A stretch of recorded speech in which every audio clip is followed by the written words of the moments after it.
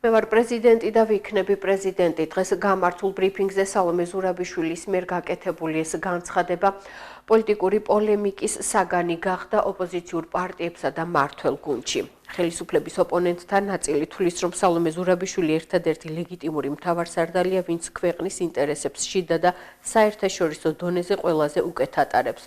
სწორედ მის დამსახურებად მიიჩნევენ ოპოზიციაში ბოლო დროს ევროპელი ლიდერების მიერ გაკეთებულ განცხადებებს ქართველი ხალხის მიმართ. რაც შეეხება ქართულ ოცნებას, ისინი სალომე ზურაბიშვილის განცხადებებს პარადოქსულს უწოდებენ და დემოკრატიული წინსვლისთვის ერთ-ერთ დამაბრკოლებელ ფაქტორად სწორედ მის პოლიტიკურ კურსს მიიჩნევენ. მანუჩარ ლაფაჩი ხაზგასმით ამბობს, რომ ქვეყანას ერთადერთი ლეგიტიმური პრეზიდენტი ყავს და ის სწორედ ახლად არჩეული მიხეილ ყაველაშვილია. მე ვარ პრეზიდენტი და ვიქნები პრეზიდენტი. როგორი იქნება პარტიების განშლა ამ არჩევნებში და ჩემი ამაში მონაწილეობა, ეს არის ხვალინდელი კითხვა. არაფერი არ არის მუდმივად მოცემული.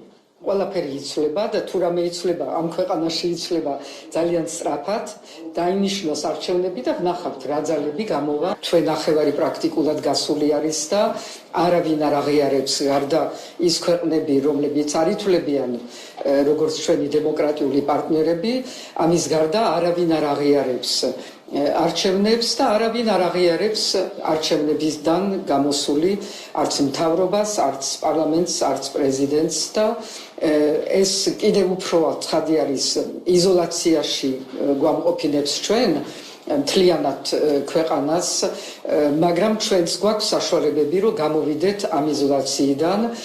მე მაქვს ეს როლი და მე ამ როლს ვასრულებს სრულყოფილად. ახალ არჩევნების გარეშე არაფერი არ შეიძლება ამ ქვეყანაში და ეს ქვეყანა იქნება ასე გაყინული, რაც დიდხანს ნამდვილად ვერ გაჩერდება. სალომე ზურაბიშვილის შეფასება ჩემი მხრიდან არის უაღრესად კეთილშობილური საქციელი, იმიტომ რომ ჩვენ მხოლოდ ეს ერთი ადამიანი დაგვრჩა, ვინც იბრძვის ქართველი ხალხისთვის, ვინც იბრძვის იმ ადამიანებისთვის, ვინც ქუჩაში დგას უკვე 42 დღეა, თუ სათვალავი არამერია.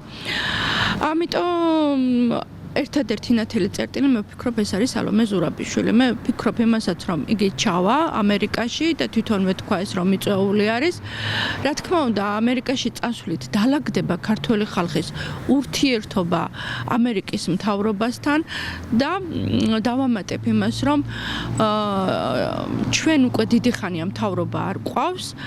ისინი არ ზრუნავენ თავის ხალხზე. რეალური პრეზიდენტია, ვინც აირჩია ახალი წესით არჩეული, ეს არის ბატონი მიხეილ ყაველაშვილი, ყოველად ეროვნული ქართველი კაცი, რომელიც მოტივირებული იქნება ქვეყნის ხვალინდელ დღეზე ნამდვილად ევროპულ მომავალზე და ეს თავის მოქმედებით აქამდე დაამტკიц და ამის მერე ყოველი დღე და ყოველი მისი მოქმედება ამისი ფაქტი იქნება. პარადოქსია, რასაც ის იძახის, გამომდინარე იქიდან, რომ თუ ქვეყნის დემოკრატიული მომავალი ითელება, როდესაც ვადა ამოგეწურება შენი სამსახურებრივი მოვალეობისა და კიდევ იძახი, რომ პრეზიდენტი ვარო და უსაშველოდ მე უნდა ვიყო და ასე შემდეგ, დემოკრატია სადღაა. ჯერეგერთ.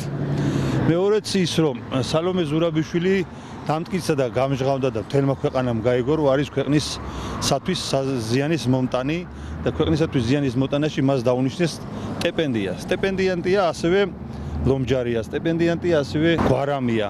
ანუ სამშობლოს ღალატში, დესტაბილიზაციაში, ომის დანთებაში არიან გარეძალები, რომელშიც სტიპენდიას უნიშნავენ და ხელფასის გულისთვის, ფულის გულისათვის სამშობლოზე გაყიდი და მერე დემოკრატიაზე და ქვეყნის აღშენებლობაზე და ქვეყნის ხვალინდელ მომავალზე ლაპარაკობ, რაღაც არ ამგონია რაღაც სიმართლესთან შესაბამისობაში, გულწრფელობასთან შესაბამისობაში იყოს. ამიტომ ეს ყველაფერი აბსურდია.